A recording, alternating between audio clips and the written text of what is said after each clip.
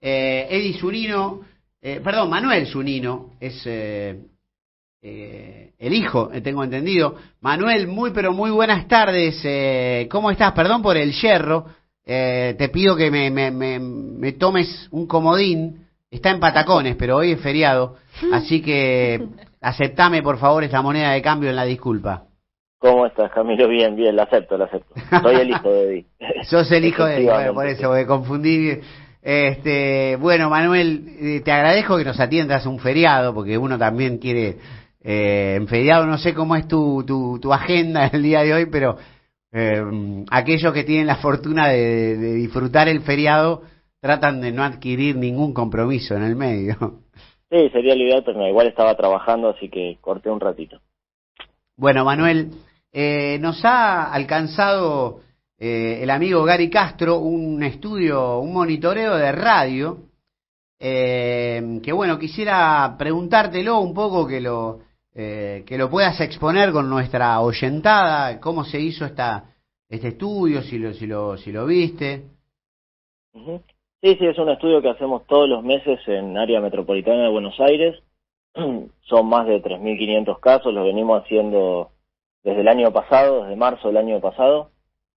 En lo que expusimos esta vez son sobre todo los rankings de audiencia de AM, de FM informativa y FM musical, más portales digitales y canales de televisión informativos. Pero además de eso también construimos todos los meses datos sobre algunas prácticas de las audiencias. Lo primero que vemos es que la radio está recontra viva. Ya habíamos visto durante la cuarentena que había crecido el consumo de radio. Terminó la cuarentena y se mantuvo en niveles muy altos. La mayor parte de la gente tiene presente a la radio en su vida. Para graficarlo en parámetros estadísticos, 7 de cada 10 personas en el AMBA escuchan radio y 4 de cada 10 lo hacen todos los días. O sea, el 40% de la población del AMBA todos los días escucha por lo menos una hora la radio. Y bueno, como decía antes, 7 de cada 10 escucha habitualmente la radio, y lo hacen sobre todo, en primer lugar, para informarse, en segundo lugar, para sentirse acompañado, y en tercer lugar, para entretenerse. Así que en términos generales, la radio está estando muy presente. Informarse en primer puesto, sentirse acompañado en segundo motivo, y tercer motivo... El entretenimiento. El entretenimiento. Muy interesante esto. Y déjame ensayar algo que en algún punto a cada chancho le llega su San Martín, diría el refranero popular, porque la televisión de alguna forma en algún momento parece haber desplazado a la radio. Luego la radio también empieza a salir con imagen en algunos casos. Y las plataformas de alguna manera están de streaming, están desplazando, destronando a la televisión. Y en ese contexto revive la radio, o vuelve a... quizá la pandemia, ¿no? ¿Resignificó el valor de la radio? Sí, sobre todo en términos de calidad informativa. La gente opina o percibe que en la radio hay mucha más profundidad en los temas, que es algo obvio, sobre todo por la cuestión de los tiempos, pero en términos de calidad informativa valora mucho más a la radio que a la tele. Si pensáramos la grilla de motivos por los que ven televisión, sería al revés. En primer lugar, el entretenimiento, en segundo lugar, la información, y en tercer lugar, la tele es una compañía, o es considerada una compañía.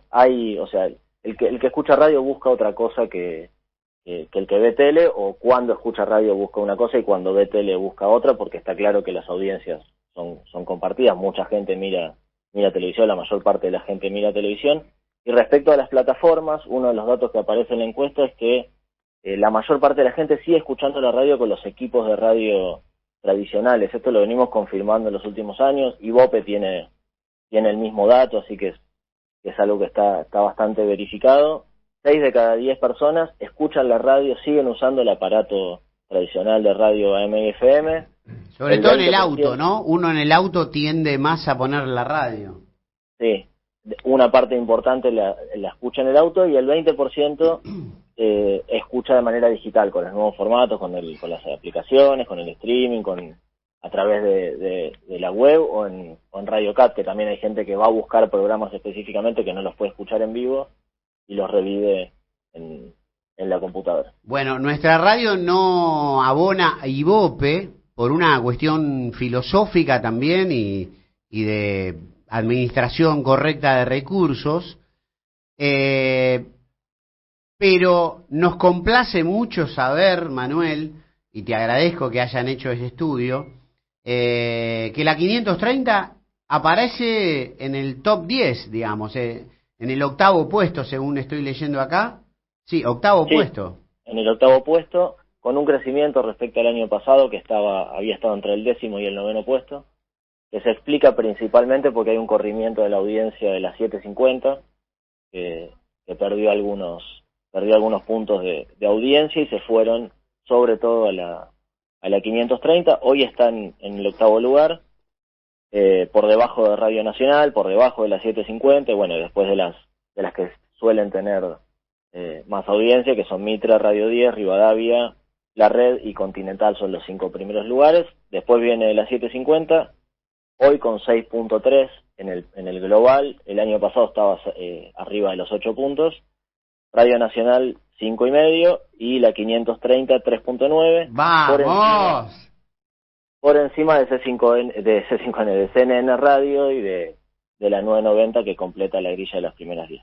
Buenísima. ¿Se puede decir entonces que entre las 10 primeras radios, entre las 11 primeras radios, hay 1, 2, 3, 4, 5, que se puede decir o 6, que pertenecen más o menos al pensamiento del campo nacional y popular? Sí, en parte, si bien algunas tienen programación un poco más diversa, sí. La 530 tiene una programación mucho más, contenidos mucho más definidos. Sí, podemos decir eso, sin duda. Bueno, aquí mis compañeros y compañeras te van a saludar. Esto se hace por teléfono, ¿no? ¿O por la calle? Esto se hace de manera digital, con la metodología que se viene usando. Nosotros la venimos usando hace 4 años. Hoy Ibope medía antes la audiencia de radio de manera telefónica y hoy está migrando a esta tecnología digital. Otro día le explico si quieren, porque es muy engorroso, la verdad, hablar de metodología, pero bueno, es la manera más sofisticada que tenemos hoy y fidedigna de medir audiencia. Qué buenísimo. Bueno, a ver, aquí la China te va a hacer una pregunta. Buen viernes, Manuel, ¿cómo estás? Todo bien, igualmente. Muchísimas gracias. Yo quería preguntarte qué pasa con las edades a la hora de elegir a la radio para consumir información, porque por estos días es común que pensemos que tal vez las nuevas generaciones eligen medios de comunicación como redes sociales, tele, portales web, pero ¿esto es así? ¿Se fragmenta por rango etario de la preferencia? Hay ciertas tendencias, no diría que está hiperfragmentado. Sí es cierto que, por ejemplo, la AM la consume o tiende a consumirlo mucho más el público mayor de 50 años, lo que no quiere decir que los jóvenes no escuchan radio AM.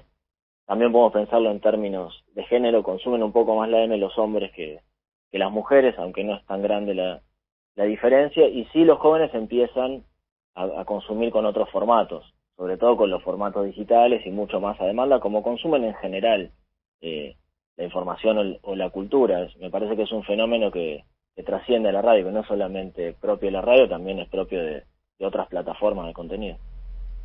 ¿Y las plataformas streaming le han ganado también en elección o están empatados? Digo, porque es un medio en el que uno puede acceder a los datos duros, a los números concretos de personas que están escuchando en vivo. Está incluso un registro tenerlo de meses.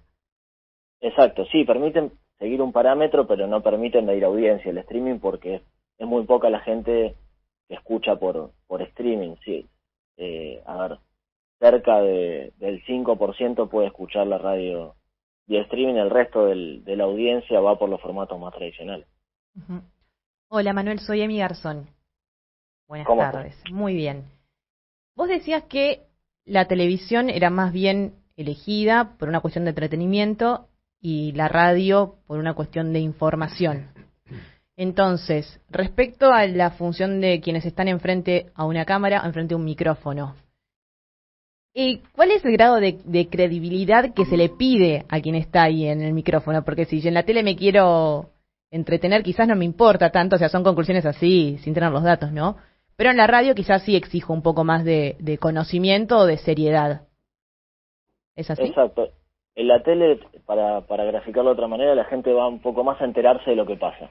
Uh-huh. A tener la primicia, a saber lo que está pasando. A la radio le pide más profundidad, le pide más análisis, le pide otro tipo de relatos que la radio además por su formato obviamente permite. Uh-huh. Y pensando en creadores y creadoras de contenido en redes sociales, en plataformas, Spotify, ahí, ¿qué es lo que se le pide? O sea, entiendo que en este estudio no aparece, pero es una alternativa diferente porque justamente a los periodistas se les pide que cuenten su verdad, o cuenten en realidad la verdad, pero le dan un tono cada uno en su camino. En cambio, las redes sociales es como que está más liberado a ser quien es cada creador de contenidos. Claro, y en las redes sociales en las redes sociales o en las nuevas plataformas digitales, la gente va a buscar específicamente lo que quiere, o va a buscar al periodista o a la figura o al influencer en el que previamente cree para que le cuente lo que está pasando o le dé su interpretación de la realidad. Uh-huh. Si bien eso aparece también en la tele, la gente elige a los conductores o a los programas o a los canales en los que confía. En la radio pasa lo mismo. Las redes por lo menos permiten esta cuestión de informarse de demanda. Uh-huh. Y una cosita más, pensando más allá de Capital Federal o Buenos Aires, cuando nos vamos a otras provincias, ¿hay también esto es nacional o podemos segmentar por algunas regiones del país cuáles son los intereses o las radios AM por lo menos que tienen mayor llegada? Mira, este estudio particularmente es del AMBA, pero nosotros hacemos distintos estudios en el resto del país.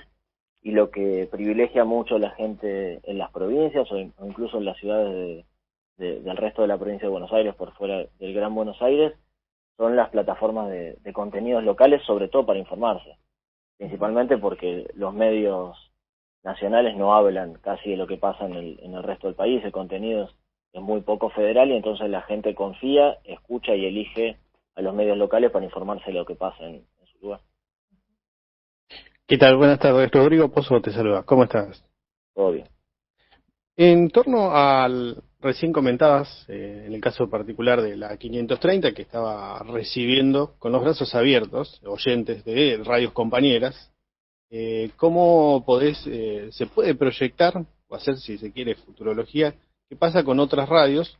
Ahora hablando concretamente de la oposición, ¿no? Porque de la misma manera que pasa con sus candidatos o referentes, me imagino que con las radios puede llegar a pasar, sobre todo si hay algún tipo de expresión que no sea entendida por sus oyentes o que hayan llevado a alguien que diga alguna barbaridad, como ocurrió por ejemplo con Milei cuando dijo lo de los órganos.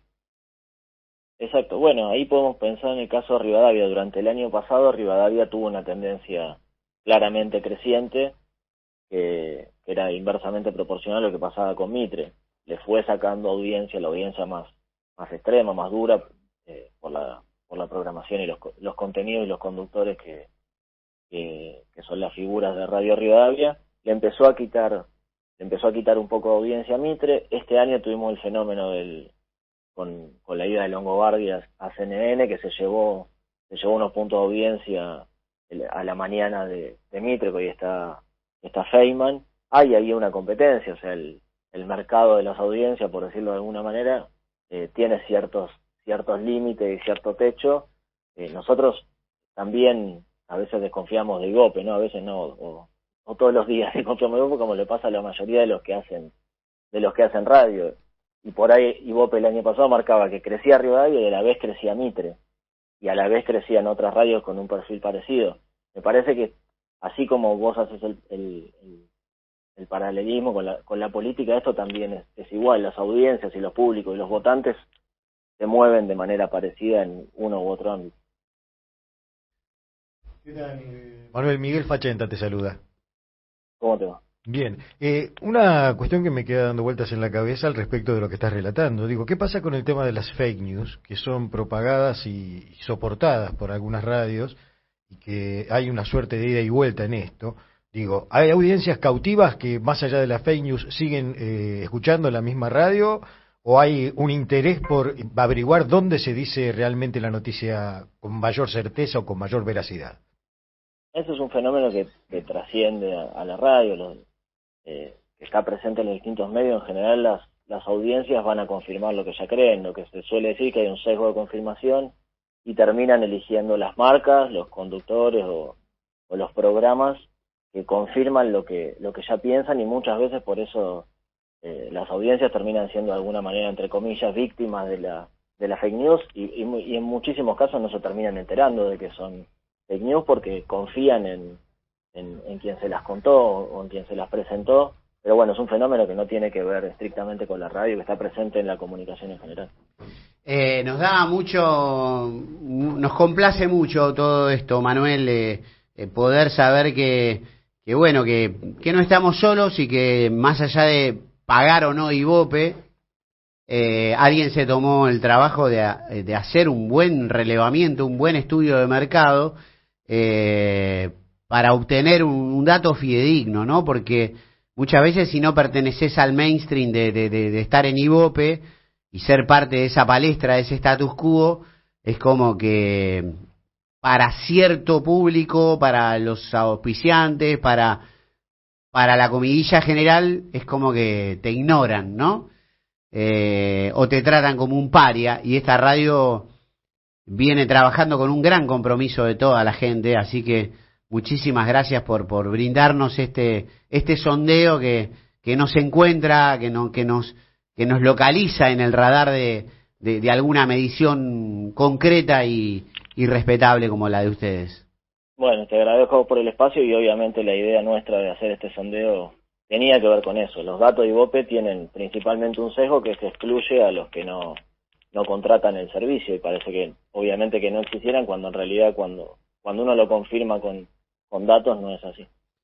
Manuel, ¿la gente los puede ubicar en alguna red social, no sé si tienen algún ida y vuelta, contacto con la gente? Sí, ponen Proyección Consultores en Google y está en nuestra web, nuestras redes sociales, en los distintos medios que nos publican los informes, así que ahí los pueden encontrar. Buenísimo, Manuel, un abrazo grande y saludos a tu padre.